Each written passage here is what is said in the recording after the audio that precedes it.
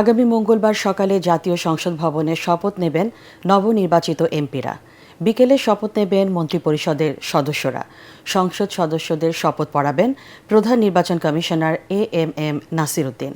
আর প্রধানমন্ত্রী, মন্ত্রী ও প্রতিমন্ত্রীদের শপথ পড়াবেন রাষ্ট্রপতি মোহাম্মদ শাহাবুদ্দিন। বিএনপির ইচ্ছায় বঙ্গভবনের পরিবর্তে সংসদ ভবনের দক্ষিণ প্লাজায় শপথ অনুষ্ঠিত হতে যাচ্ছে বলে জানিয়েছেন আইন উপদেষ্টা।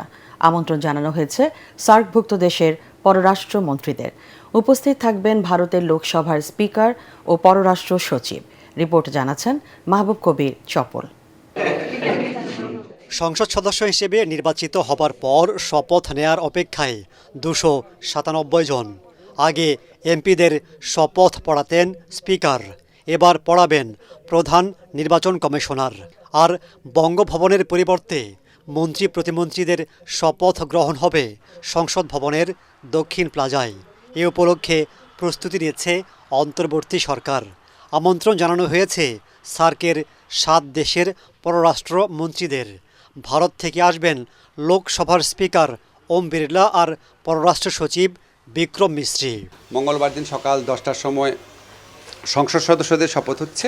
আমি ধারণা করছি যেটা প্রধান নির্বাচন কমিশনার করাবেন। বিএনপি থেকে আমাদের জানানো হয়েছে ওই শপথের পরপরই ওনাদের সংসদীয় দলের যে প্রধান তাকে নির্বাচিত করবেন, হয়তো 11:30-12টার দিকে। আর বিকাল 4টায় সাউথ প্লাজাতে শপথ অনুষ্ঠান হবে মন্ত্রিসভার। এখন পর্যন্ত পররাষ্ট্র মন্ত্রণালয় যে আছে তাদের পক্ষ থেকে সার্ক কান্ট্রিগুলোর পররাষ্ট্র মন্ত্রীদের বলা হয়েছে। আর আপনি যেটা বললেন কোনো প্রধানমন্ত্রীর ব্যাপারে আমি কিছু জানি না। হেয়ার রোডে মন্ত্রী প্রতিমন্ত্রীদের জন্য প্রস্তুত করা হচ্ছে বাসভবন। বরাদ্দ করা হয়েছে 50টি গাড়ি। বঙ্গভবনের পরিবর্তে সংসদ ভবনে শপথ কেন, তার ব্যাখ্যা দেন আইন উপদেষ্টা। দক্ষিণ প্লাজা শপথ যেটা, এটা বিএনপি আপনার এই অভিপ্রায় ব্যক্ত করেছিল। আমার ধারণা সেটা হচ্ছে যেহেতু আমাদের এই সংসদটা একটু ভিন্ন। এদিকে সচিবালয়ে বিদায়ের সুর উপদেষ্টাদের। প্রস্তুতি চলছে নতুন মন্ত্রী প্রতিমন্ত্রীদের বরণের।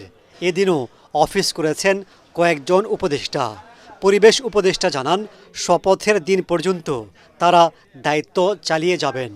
যেমন সেট রুল হচ্ছে পরের মন্ত্রিসভা শপথ না নেওয়া পর্যন্ত এই উপদেষ্টা মণ্ডলী কাজ করবেন এবং সেজন্য যা যা সুযোগ সুবিধা পান সবই তারা পাবেন। তবে এক একজনের বাস্তবতা একটু ভিন্ন হওয়ার কারণে আমরা যেরকম অনেকে সরকারি বাসাতে উঠিনি, যারা উঠেছে তাদের মধ্যে তারা 1 মাস পর্যন্ত ওই বাসা রাখতে এন্টাইটেল। That's the rule. এখন কে রাখবেন কে রাখবেন না সেটা আমরা জানি, সেটা আমাদের মধ্যে আলোচনা হয়নি। উপদেষ্টা জানান, প্রধান উপদেষ্টার বিশেষ সহকারী ফয়েজ আহমেদ তৈয়ব পালিয়ে নয়, দায়িত্ব শেষ করেই নেদারল্যান্ডে ফিরে গেছেন। ও 1.5 বছর ওর পরিবার থেকে আলাদা থেকে রাষ্ট্রের এই দায়িত্বটা পালন করেছে। এখন রাষ্ট্রের দায়িত্ব শেষ হয়েছে, সে তার পরিবারের কাছে ফেরত গেছে। এখন এইটাকে যদি আপনি ভিন্নভাবে উপস্থাপন করতে চান করতে পারেন।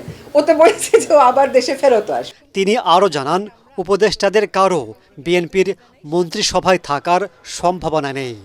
সবশেষ আওয়ামী লীগের মন্ত্রিসভায় সদস্য ছিলেন 44 জন। বিএনপির মন্ত্রিসভায় কতজন থাকবেন তা এখন পর্যন্ত নিশ্চিত নয়।